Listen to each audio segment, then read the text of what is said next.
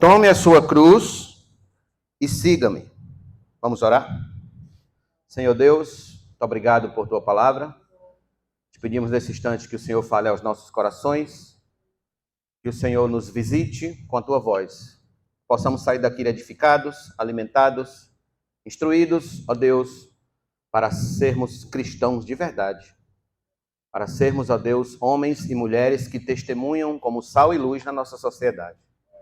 Assim fica conosco, visita os que não puderam vir hoje à noite, por razões próprias, e nós que estamos aqui, nos abençoa com a tua palavra. Em nome de Jesus, assim eu te agradeço, todos nós digamos amém.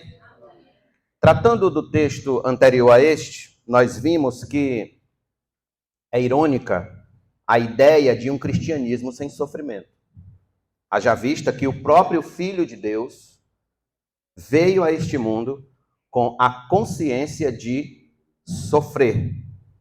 Ele disse que seria perseguido, que iriam prendê-lo, cuspiriam em sua face, seria morto e ressuscitaria ao terceiro dia. Em outras palavras, o que ele estava dizendo era que o sofrimento, o derramar de seu sangue seria o meio de redenção para salvar o seu povo dos seus pecados. O autor da carta aos Hebreus, ele confirma exatamente tudo isso, inspirado pelo Espírito Santo, escrevendo o seguinte: sem derramamento de sangue não há redenção.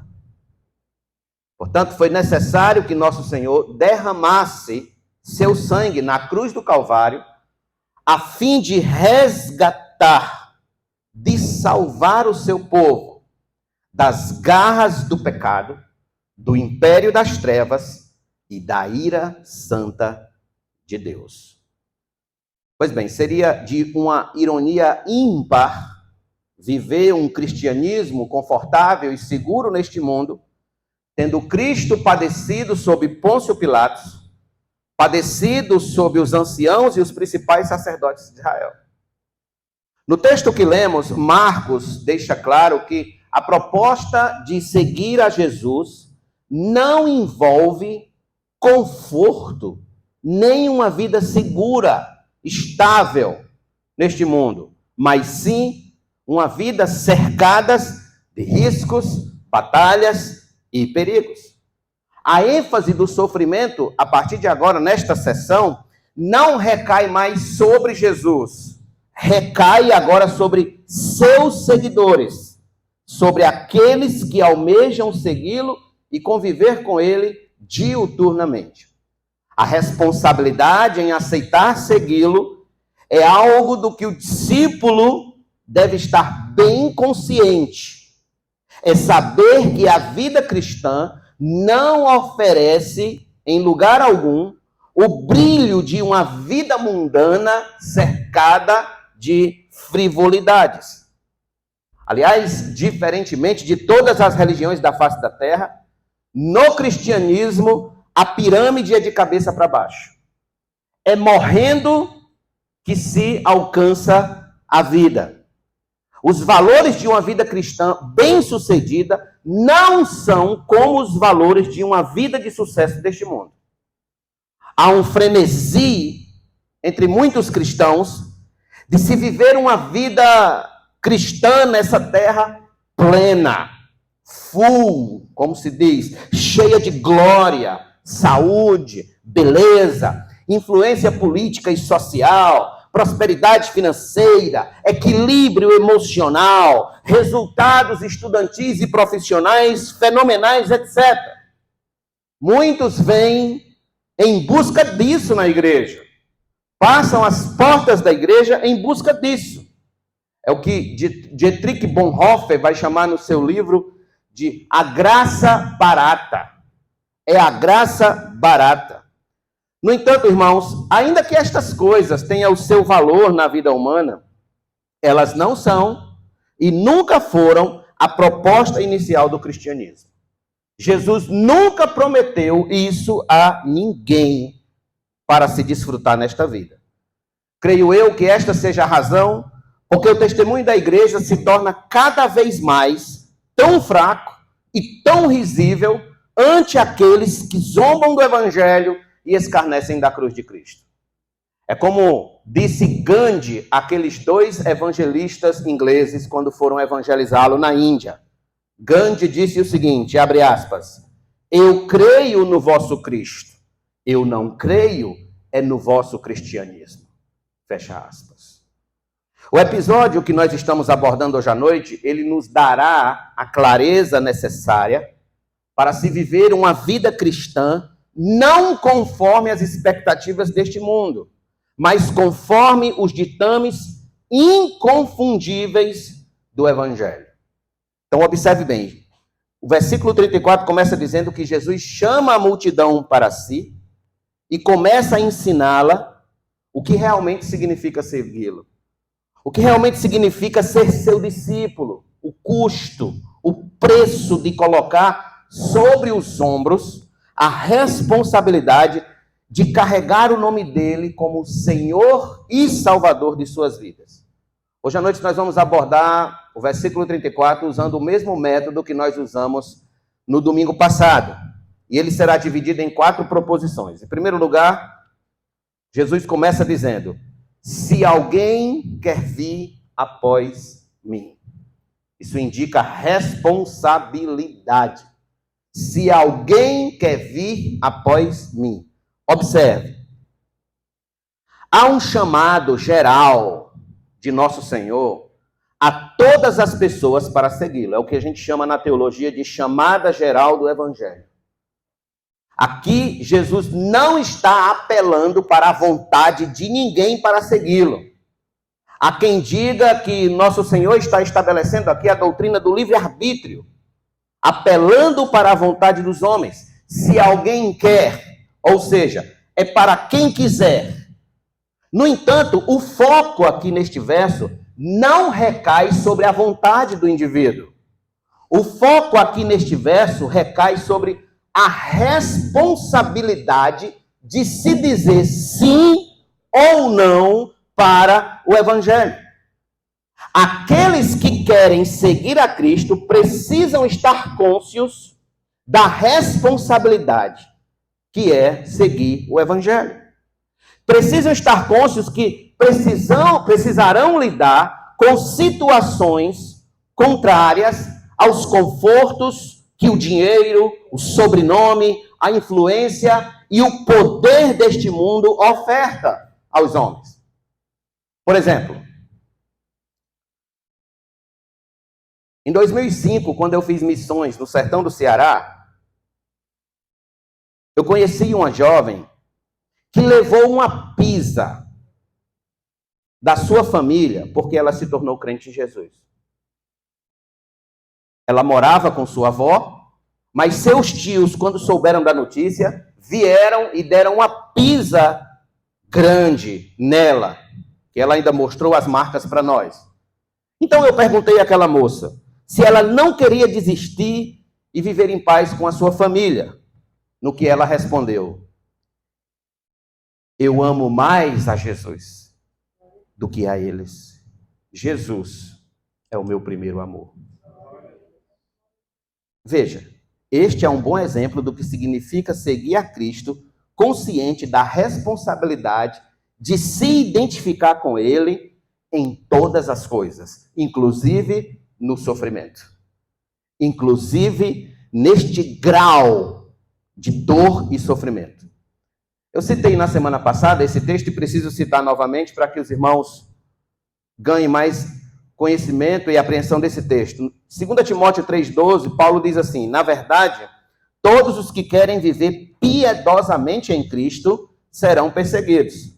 Observe, isso aqui não é mera retórica de Paulo. Não é um discursinho barato para ganhar a consciência das pessoas. Não. Isso aqui é realidade, ele sentiu isso aqui na pele. Ele viveu isso aqui. É consciência da responsabilidade de seguir a Cristo. De se identificar com Ele em todos os aspectos de sua vida e obra. É entrar sabendo que vai sofrer. Por isso que o autor americano John Blanchard disse o seguinte, não existe cristianismo fácil. Se é cristianismo, não é fácil. Se é fácil, não é cristianismo. Se é fácil, não é cristianismo. É fato que, como homens do século XXI, homens acostumados ao conforto, aos confortos da tecnologia, aos confortos dos automóveis, aos confortos da ciência, aos confortos de planos de saúde, de sistemas de saúde público, aos confortos da vida moderna, é óbvio que a gente também quer um cristianismo confortável. É óbvio que a gente também quer um cristianismo sumamente de plumas, um mar de rosa. No entanto, nosso Senhor começa tratando da responsabilidade daqueles que querem dizer sim para segui-lo. Dizer sim. Um homem ou uma mulher devem estar cientes dos termos antes de entrar pela porta estreita. Se alguém quer vir após mim, isso aqui indica responsabilidade. Você quer? Você quer vir após mim? Espere que eu vou dizer os termos. E aí você diz se você assume essa responsabilidade ou se você cai fora. Jesus não perdia tempo, irmãos, com quem não queria nada com ele. Não perdia tempo com quem não queria nada com o evangelho. Ele ouvia a pessoa, ele recebia a pessoa. E nós vamos falar isso melhor no domingo que vem, quando tratarmos do verso 35 em diante. Mas Jesus não perdia tempo com pessoas que não queriam nada com ele. Então Jesus apresentava os termos: quer vir após mim? Quer vir após mim? Quer assumir a responsabilidade? Você vai entrar sabendo. Você vai entrar sabendo. A porta é estreita. Do contrário, a pessoa que entra sem conhecer os termos, ou ela está sendo enganada, ou está enganando-se a si mesma. Ou está esperando algo que Cristo não promete no Evangelho. Então, essa é a primeira proposição. A proposição da responsabilidade. Em segundo lugar, Jesus então começa a apresentar os termos desse compromisso, os termos de compromisso. Primeiro, segundo lugar, negue-se a si mesmo. Versículo 34, é a autonegação. Perceba, existe aqui o princípio da autonegação, ou seja, é quando o eu deixa o trono de seu coração para que Cristo ocupe o trono do seu coração. Esta é a condição inicial. Negue a si mesmo. Enquanto a mensagem do mundo é a autoafirmação constante do seu eu, a mensagem do mundo é firmar-se em si mesmo, nos seus valores, indicados por meio do orgulho familiar, por meio do orgulho profissional, por meio do sobrenome, por meio do orgulho social, etc. A mensagem do mundo é simples, é a seguinte: seja você mesmo, tenha orgulho próprio, assuma o controle de você mesmo, o controle de si. Você é o Senhor da sua vida. É isso que as mensagens de autoajuda hoje chegam até nós. É assim que elas falam. Você é o Senhor da sua vida. Você é o Senhor dos seus sonhos. Você está no controle dos seus objetivos. Há um pastor coach que diz, que o homem é que está com a borracha na mão. Deus escreve, mas o homem é que tem a borracha. O homem, na hora que quiser, apaga e faz tudo de novo. Isso é mentira do diabo. Mas preste atenção. A mensagem do Evangelho não tem nada a ver com essa mensagem de autoajuda do mundo. A mensagem do Evangelho é: negue a si mesmo. Deixe o seu eu de fora. Deixe o seu ego de fora. Deixe o seu orgulho de fora. Claro, irmãos, que quando a Bíblia diz negue a si mesmo, esta mensagem não tem nada a ver com se tornar uma seta. Se tornar uma seta, ou seja, se isolar do mundo, das pessoas, dos bens materiais da vida e viver sozinho no deserto, no topo de uma estaca. Não tem nada a ver. Não tem nada a ver como fez aquele jovem Christopher McCandless no filme Na Natureza Selvagem, que abandonou tudo, abandonou família, abandonou tudo e foi morar sozinho no deserto. E lá morreu de fome. Não é isso, não tem nada a ver com negar a si mesmo. Negar a si mesmo é acabar, destruir com a adoração do eu e entregar o controle total e absoluto de sua vida a Jesus, a Cristo. Não é uma questão de Senhor, ocupa o primeiro lugar. Não. Senhor, ocupa o único lugar que é teu. O único lugar de controle é teu. Irmãos, nosso Senhor requer de seus seguidores nada menos que a entrega integral de si mesmo a Ele. De um coração plenamente rendido à vontade de Deus. De uma alma completamente deixada em suas mãos. Deixada lá em suas mãos. Isso não significa que não teremos mais personalidade. Significa que a nossa personalidade, nossos talentos, nossos dotes naturais, nossos planos, nossos desejos e sonhos, agora serão controlados, submetidos a Cristo. Controlados por Cristo, não mais por nós mesmos, não mais por nosso eu, mas por Cristo, pelo Senhor. O apóstolo Paulo expressou bem o que eu estou tentando dizer a vocês quando ele afirmou o seguinte, Gálatas capítulo 2, versículo 20. Logo, já não sou eu quem vive, mas Cristo vive em mim. E esse viver que agora tenho na carne, vivo pela fé no Filho de Deus, que me amou e se entregou por mim. Em Filipenses capítulo 1, versículo 21, ele disse, porque para mim, o viver é Cristo, e o morrer é lucro. Perceba, o eu de Paulo cedeu o lugar para que Cristo ocupasse o centro, o seu viver agora. Quem controlava todo o seu viver, toda a sua vida, toda a sua história, não era mais o Paulo, era Cristo. Cristo agora era que estava entronizado no seu eu, no lugar do seu eu. Então todos os sonhos, planos, objetivos de Paulo, que não estivesse alinhado com a vontade de Cristo, não valia a pena. Paulo estava preocupado agora que o seu viver fosse Cristo. Um outro grande exemplo do passado que deve ser levado em conta nessa questão é Moisés.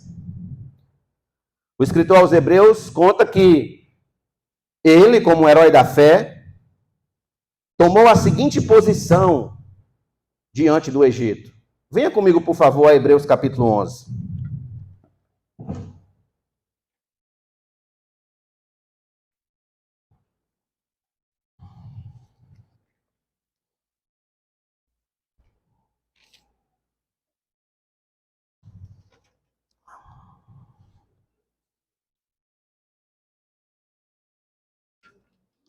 Hebreus capítulo 11, verso de número 23 a 26. Deixa ele com a aspasinha parada antes, que está esquentando aqui. Do 23 a 26 diz assim.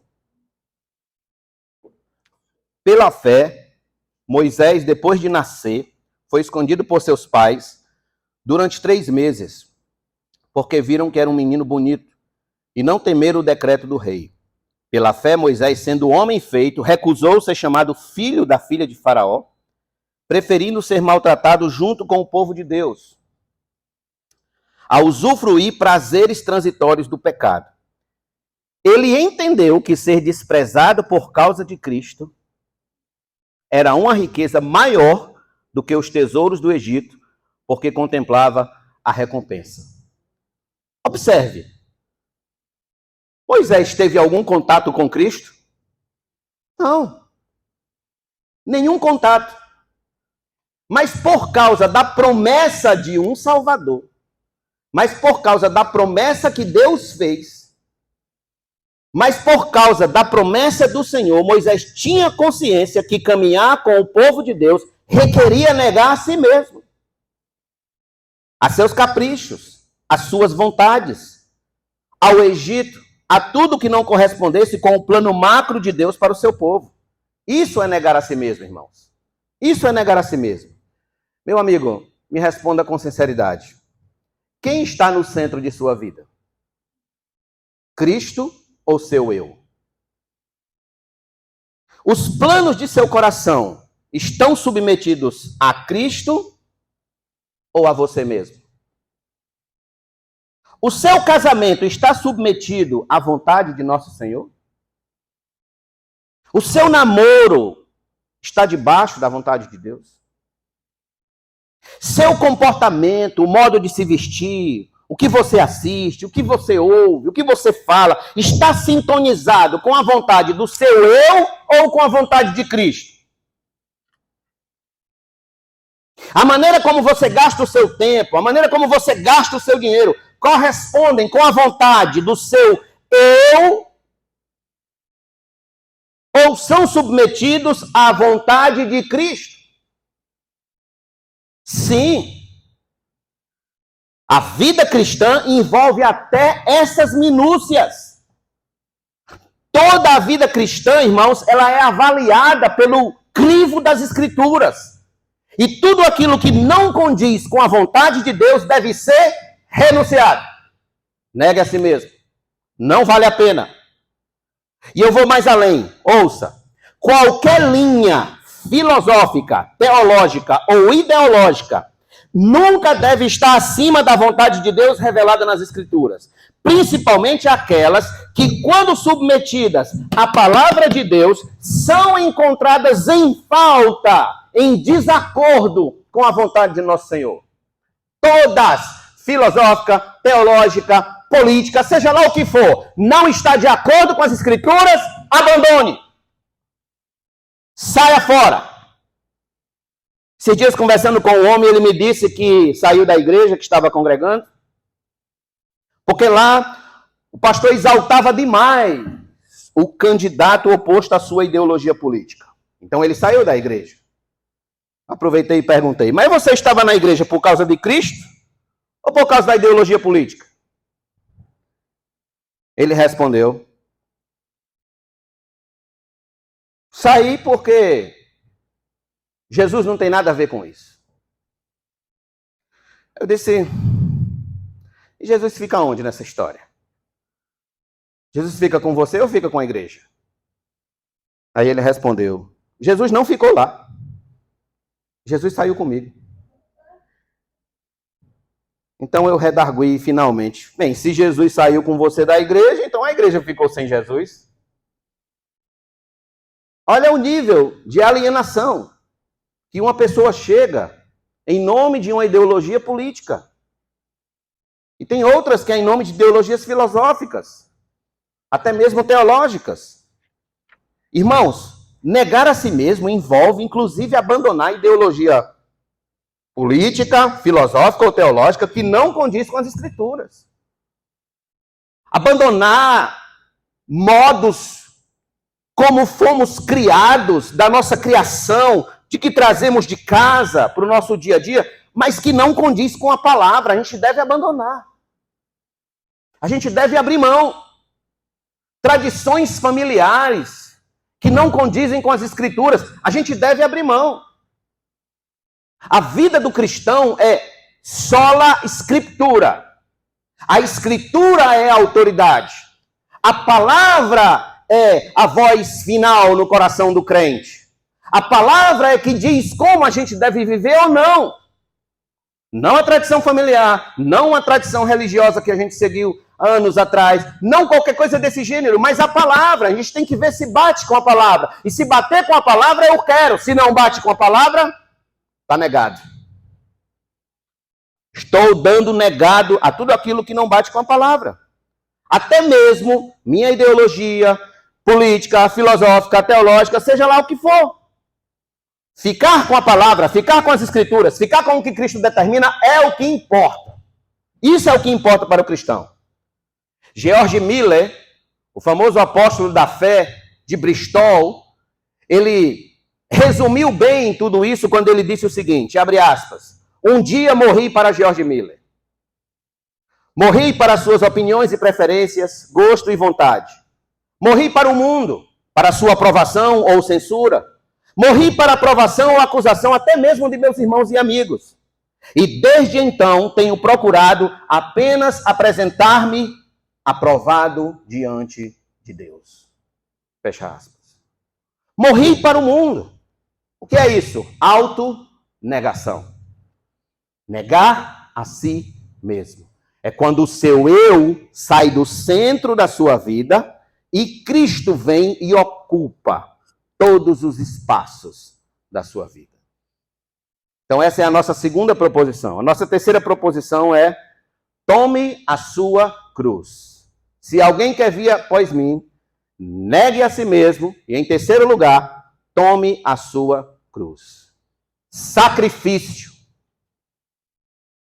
Isso envolve sacrifício. Agora preste atenção aqui, que isso é muito importante que os irmãos aprendam. Na Idade Moderna, irmãos, a cruz, ela tornou-se um apetrecho de beleza. As pessoas usam a cruz como bijuterias, brincos, pingentes de cordão, de pulseiras, cruz de ouro, cruz de prata, cruz em adesivo, tatuagens, enfim, algum apetrecho de beleza apenas por motivo de vaidade. No entanto, a cruz na época de Cristo não era vista com bons olhos. Ela era instrumento de morte, de fato, de morte. Era símbolo de horror. Ninguém a usaria como um incremento à roupa, à veste ou a cabelo. Não. A cruz era uma imagem de extrema repugnância, de extremo horror. Era um instrumento de crueldade, dor, desumanização e vergonha. Morrer numa cruz era vergonha pública. Era vergonha. Ela simbolizava a odiada opressão romana e estava reservada apenas para as classes mais baixas que povoavam o império. Rico não morria crucificado. Só pobre e daqueles dos mais pobres. No ano 71 a.C., Crasso, o general romano, quando derrotou Espartaco, o escravo rebelde, crucificou Espartaco e mais 6.000 de seus seguidores entre as cidades de Roma e Capua. E eu fui olhar no mapa, irmãos, e é uma distância e tanto.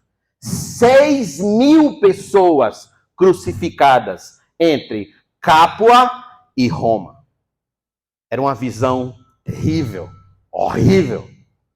Na época em que Marcos escreveu este livro que nós estamos lendo, Nero, o terrorista imperador Nero, tinha mandado queimar e crucificar cristãos, acusando-os de pôr fogo em Roma. Portanto, tomar a cruz não significava meramente suportar os fardos da vida. Tomar a cruz não significava simplesmente aqueles desencontros do emprego, ou aquele grito que você levou do patrão, ou aquele problema familiar que você tem ali entre sua esposa e seu marido. Tomar a cruz não era isso, não. Tomar a cruz era assumir um compromisso de morte. Era estar disposto a morrer por Cristo, caso isso fosse necessário. Caso fosse necessário. Além disso, irmãos, não era só um mero compromisso. Devia haver certa alegria em assumir esse compromisso. Devia haver alegria. A pessoa tinha que tomar esse compromisso e tomar esse compromisso com alegria, com satisfação, com vontade.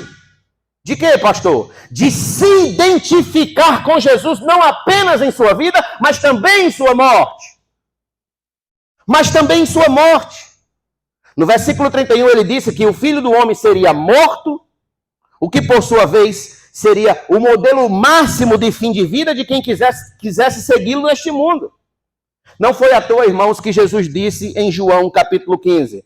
Lembrem-se da palavra que eu disse a vocês. O servo não é maior do que o seu senhor. Se perseguiram a mim, perseguirão também a vocês. Se perseguiram a mim, nosso Senhor nunca iludiu ninguém. Ninguém aqui entrou sendo iludido. Não, absolutamente não.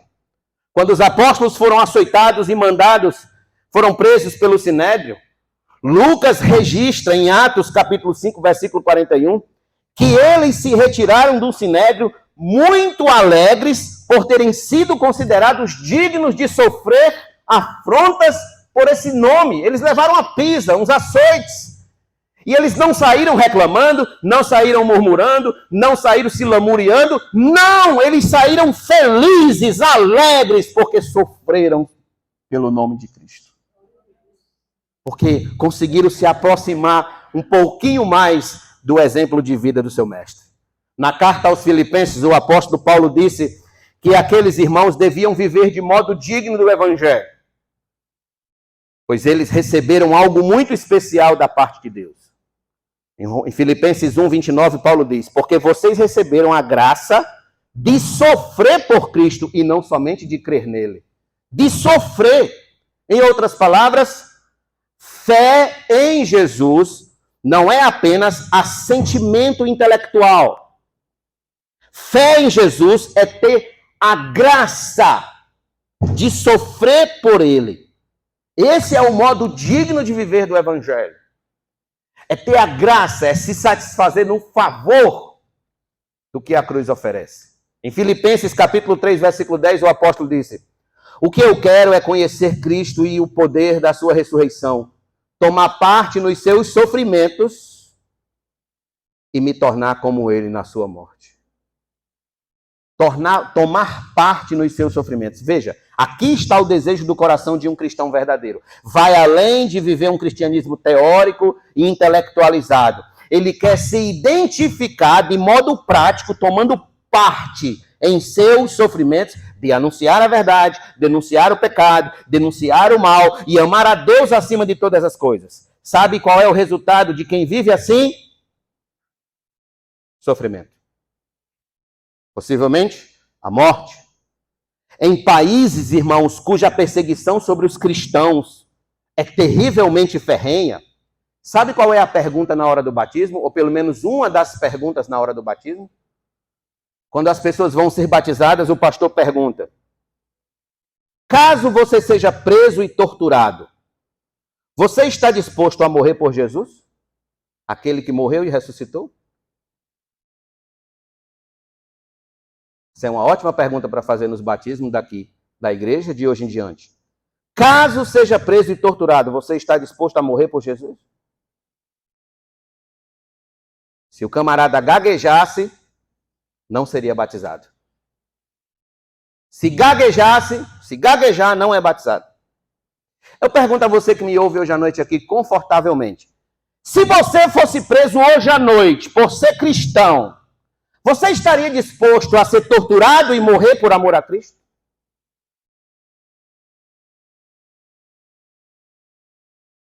Talvez você diga: que é isso, pastor? Que mensagem é essa tão radical? Ninguém persegue mais ninguém, não. Hoje em dia não existe isso, não. Não há mais perseguição religiosa. O homem do século XXI é civilizado, ele é um homem diferenciado, ele é um homem educado. Olha o nosso nível de educação, olha todos os avanços que nós temos. O homem do século XXI, ele valoriza as diferenças, ele valoriza os credos, as liberdades, as democracias. E eu pergunto, será? Será? O site Aletheia publicou uma matéria falando sobre os ataques aos cristãos na Nigéria. A reportagem diz assim, abre aspas, pelo menos 35 cristãos foram assassinados e dezenas ficaram feridos durante mais um ataque cristofóbico na Nigéria. Os responsáveis pela chacina são os fanáticos pastores nômades da etnia Fulani, que perpetraram o seu enésimo crime contra os cristãos locais. A data, nesta ocasião, foi particularmente emblemática. A Sexta-feira Santa, 7 de abril. Sabe quando foi isso? Mês passado. 35 pessoas foram assassinadas por serem cristãs. O bispo Benjamin Quash, ao lamentar esses ataques, disse o seguinte: o mundo laico detesta reconhecer o sofrimento atual dos cristãos como perseguição. A principal razão é que eles não têm uma resposta para isso. Eles não têm uma resposta sensata. Eles tentam explicar isso como um confronto de tribos. Olha como Satanás, ele é perverso. Mataram 35 cristãos. E sabe como é que sai na imprensa local? Confrontos de tribos. Não é perseguição à igreja, não é perseguição a Cristo, não é perseguição ao evangelho. Apenas confronto de tribos. Será? Quando Jim Caviezel recebeu a proposta de fazer o papel de Cristo no filme A Paixão de Cristo, em 2004, eu acredito que vocês assistiram, Mel Gibson foi o produtor e diretor do filme. E Mel Gibson disse o seguinte para Jim Caviezel: fazer este papel pode custar a sua carreira. Isso significa que talvez você nunca mais seja chamado para fazer qualquer outro papel nos estúdios de Hollywood. O que Caviezel então respondeu: é nisto que creio. Todos nós temos uma cruz a carregar. Preciso tomar a minha cruz. Se não tomarmos nossa cruz, somos esmagados sob o seu peso. E nunca mais ele foi chamado para fazer papéis em Hollywood. Ele tomou a sua cruz. Caviezel entendeu a responsabilidade do que é se identificar com Cristo. Pode custar tudo. Pode custar sua carreira, seus bens, sua fama, seu sucesso, sua influência, seu status, sua casa, seu carro, a vida dos seus filhos, a sua vida. É por isso que Martinho Lutero cantou dizendo: se temos de perder os filhos, bens, mulher, embora a vida vá, por nós Jesus está. Se temos de perder a consciência, tomar a cruz, irmãos, é exatamente isso. É estar disposto a morrer por nosso Senhor. A perder o que tiver de ser perdido, a fama, o emprego, a ser preso, humilhado, zombado, achincalhado e rejeitado. Isso é tomar a cruz. Este é o preço. É o ticket de entrada. É o que nosso Senhor oferta aos que querem segui-lo. É o que Ele tem para ofertar. Irmãos, creio eu que se a igreja pregasse esse texto mais vezes durante o ano em seus cultos, falasse que o caminho é estreito e que os crentes devem tomar a sua cruz, assumir uma responsabilidade de morte por amor a Cristo, eu tenho absoluta certeza que o número de registro da quantidade de evangélicos no IBGE seria bem diferente da que temos hoje. Seria bem diferente. Por quê, pastor? Porque tomar a cruz é uma mensagem que serve como peneira. Somos peneirados quando lemos esse texto. Nossas intenções, motivações em seguir a Cristo são peneiradas. Esse texto, irmãos, é um filtro infalível. Ele não deixa falsos cristãos passar. Esse texto é um filtro infalível contra falsos crentes que dizem servir a Cristo. Quando a perseguição chega, quando a perseguição se avizinha, os falsos correm. Porque eles não tomaram a cruz em momento algum. Deixa eu me perguntar. Por quais motivos você serve a Deus? Seja honesto com você mesmo. Por quais motivações você vem a um ambiente de culto domingo após domingo? O que você espera receber quando vem à igreja no domingo à noite? Quais as intenções do seu coração a entrar pelas portas de um templo cristão? Quais? Ouça, se sua motivação de vir a um culto não estiver diretamente ligada à necessidade de aprender mais da palavra de Deus sobre como carregar fielmente a sua cruz neste mundo, duvide do seu cristianismo. Duvide do seu cristianismo. Duvide se você é cristão, se você é crente de fato. Richard Baxter disse o seguinte: a cruz precisa ser carregada. Não temos a liberdade de passar por cima dela ou de evitá-la. você vai ter que carregar a cruz se quiser seguir a Cristo.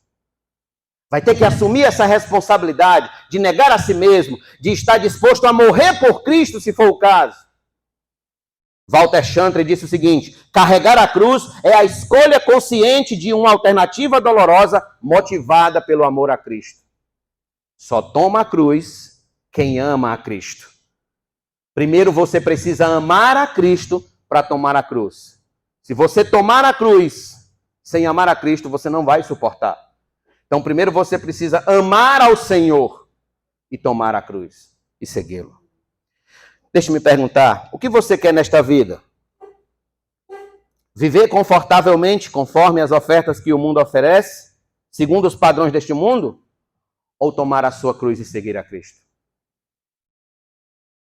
Amanhã, na primeira dor de dente, não reclame.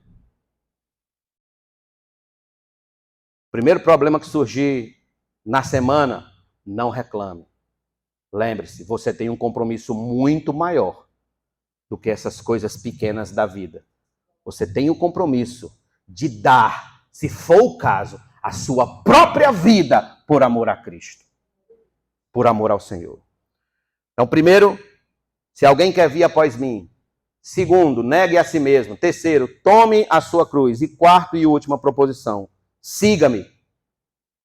Siga-me. Isso envolve ação. Ação. Este é um chamado à ação. O cristão não é alguém estático. O cristão é um homem de ação. Ele age, ele segue. Ele vai aonde o mestre vai. Ele faz o que Cristo faz. Ele segue os seus passos em tudo. Irmãos, é interessante a conclusão de nosso Senhor neste versículo. Eu achei isso aqui interessantíssimo.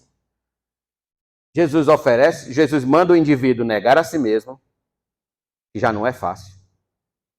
Eu acredito que a cruz já começa aí. Negar a si mesmo. Nós somos seres tão orgulhosos, tão soberbos, tão cheios de empáfia, tão cheios de eu. Vocês já perceberam quantas vezes numa conversa você fala a palavra eu? Alguém não pode contar uma história que você logo chega e diz: ah, eu também já vivi não sei o quê. Todos nós temos um eu para encaixar na história. Então é eu o dia inteiro, eu, porque eu, pra mim, eu. Então negar a si mesmo já é difícil. Aí Jesus emenda: tome a sua cruz. Se dispõe a morrer. Se dispõe a entregar a sua vida. Então ele chama a ação. Agora siga-me. Agora venha. Está disposto? Venha. Siga-me. Esta é a hora da prática. É a hora da ação. É a hora de colocar a mão na massa. É a hora de se pôr a caminho. É a hora de agir. É o momento em que você se levanta e então começa a caminhar com o nosso Senhor. Isto vai envolver, irmãos, toda a vida do indivíduo. Dali em diante, há um caminho a seguir, há um caminho a trilhar, há um caminho a peregrinar por toda a sua existência. É como Paulo vai dizer na segunda carta aos Coríntios, capítulo 5, verso 17. Tendo tomado a Cristo, se fez o quê? Nova criatura. Nova criatura, ou seja, começa um novo caminho, uma nova história. Excetuando Judas, notem a vida dos apóstolos. Vejam como eles foram chamados e como se puseram a caminho com nosso Senhor. Como permaneceram na propagação e defesa do Evangelho após a ressurreição e a ascensão de Jesus. Veja como eles morreram. Veja como foi o fim de suas vidas. O apóstolo Paulo, mesmo sendo nascido fora do tempo, também foi um exemplo de que a vida cristã ela é evidenciada pela ação, a prática. É viver o Evangelho 24 horas por dia. Crente não tem folga. Crente não tem férias. Crente não tem pausa para cafezinho. É viver o Evangelho 24 horas por dia. Olha o que ele disse em Atos, capítulo 20, verso 24. Porém, em nada considero a vida preciosa para mim mesmo, desde que eu complete a minha carreira e o ministério que recebi do Senhor Jesus para testemunhar o evangelho da graça de Deus. Ele está dizendo que tem uma carreira e um ministério, ou seja, ele tem um caminho a caminhar, ele tem um serviço a servir, a fazer. Então o que ele faz? Fica parado? Não, ele segue avante, ele segue adiante, ele caminha, ele avança. Ele seguiu o Senhor, ele agiu. Meu amigo, é isso que você deve fazer hoje, à noite. Deve agir, deve seguir, levantar-se e avançar no caminho. Comprometa-se mais com o reino. Comprometa-se mais com o trabalho do reino de Deus. Comprometa-se mais com os valores do reino de Deus. Lembram do filho pródigo? Há uma lição que aquele precipitado filho nos ensina, irmãos. É que quando ele cai em si, quando ele caiu em si, Lucas, no capítulo 15, versículo 20, disse: e levantando-se, foi para a casa de seu pai. E levantando-se, foi. Esta é a ação de quem entende o evangelho. Levanta-se, segue, marcha.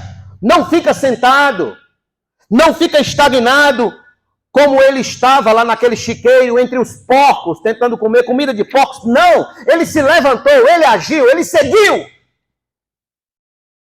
E a sua vida cristã, para que seja uma vida cristã de fato profunda e cheia da presença de Deus, você precisa seguir, precisa praticar, precisa agir. Aqui está o grande diferencial do cristão para o não cristão. É que o não cristão, quando ele ouve o evangelho, ele diz o seguinte: eu vou analisar melhor. Vou pensar. Vou ver. Quem sabe amanhã.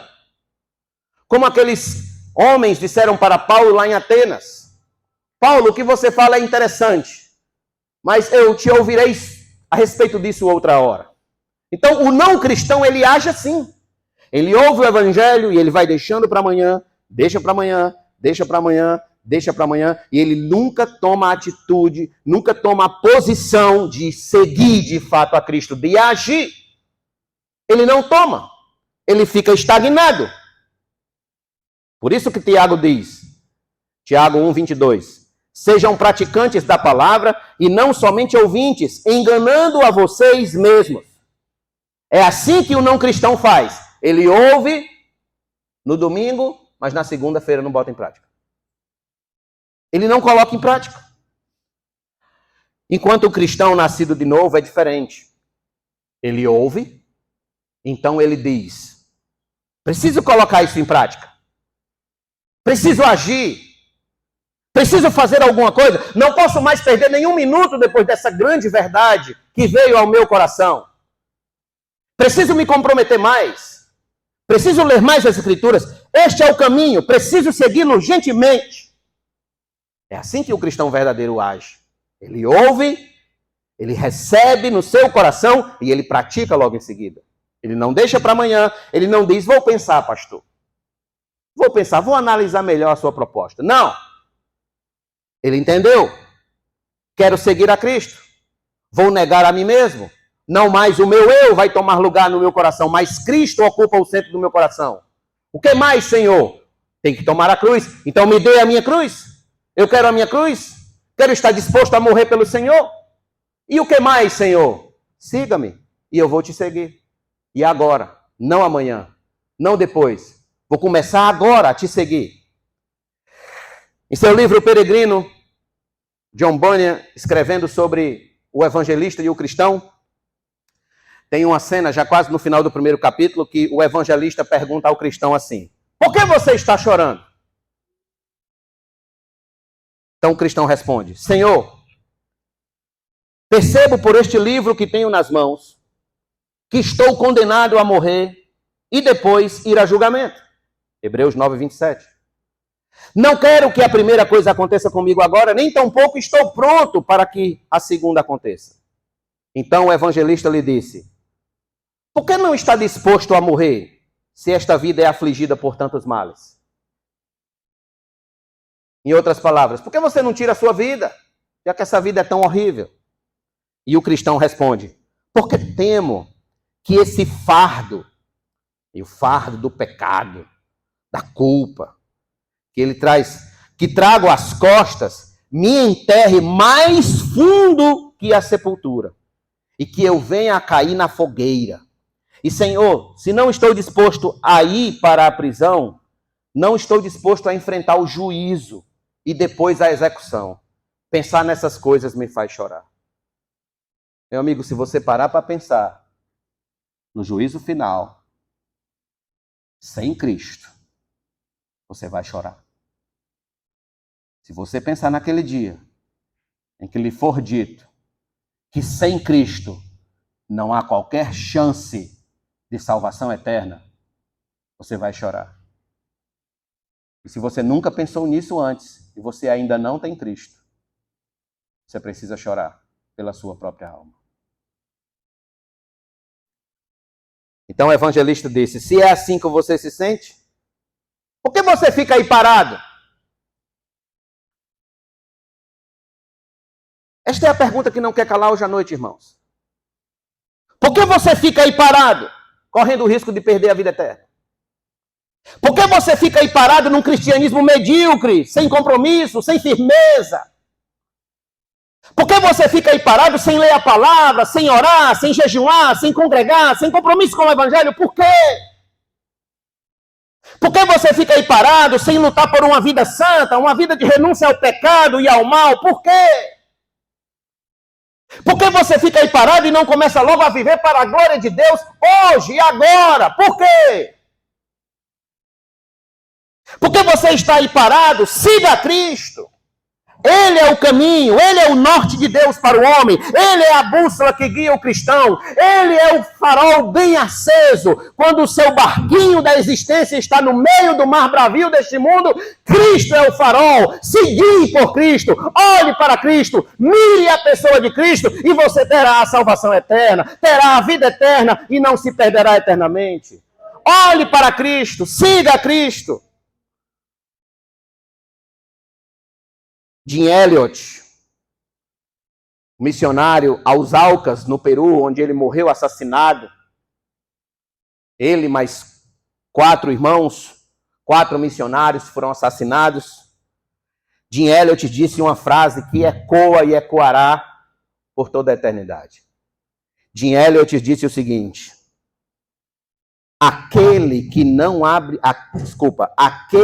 abre mão do que não pode manter, a fim de ganhar aquilo que não pode perder, não é tolo. Eu vou repetir essa frase. Aquele que abre mão do que não pode manter, a fim de ganhar aquilo que não pode perder, não é tolo. Vou explicar. Seguir a Cristo é abrir mão de coisas que não levaremos para a eternidade.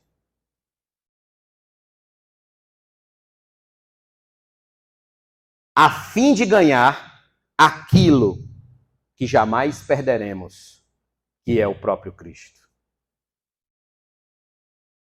Abrir mão do que eu não posso manter, a fim de ganhar o que eu não posso perder. Há um louvor antigo que diz assim: vem o Senhor minha vida oferecer, como oferta de amor e sacrifício. Quero minha vida a ti entregar, como oferta viva em teu altar. Nós já cantamos aqui. E eu pergunto, você pode dizer isso ao Senhor de todo o seu coração? Pode dizer que oferece sua vida como oferta de amor por Ele e a Ele? Irmãos, eu indico que vocês leiam a biografia de Hudson Taylor. Leiam a biografia do missionário à China, Hudson Taylor. Ele, quando ainda jovem, e que Deus o chama para ser missionário. O que ele faz, irmãos, a preparação do que tudo que ele faz para ir para a China é algo magnífico. ele começa a entender, por exemplo, que na China ele vai ter alguns desconfortos. Ele entende que na China, como missionário, ele não vai mais dormir na sua cama confortável que ele tinha na Inglaterra.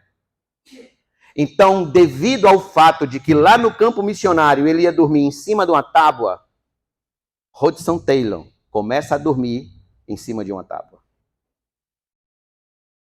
Ele começa a se expor ainda mais ao frio da Inglaterra, porque sabia que na China ele não ia ter casas com lareiras para se aquecer. E ele começa então a viver tudo aquilo como se já estivesse na China, como se já estivesse pregando o evangelho para aquele povo.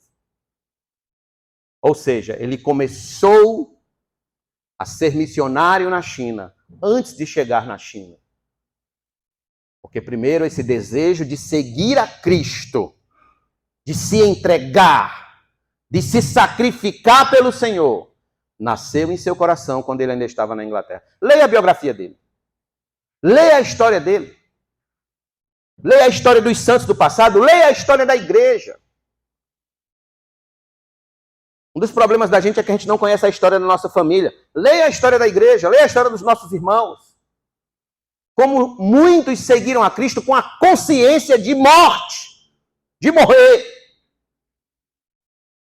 De que a cada dia bastava o seu próprio mal.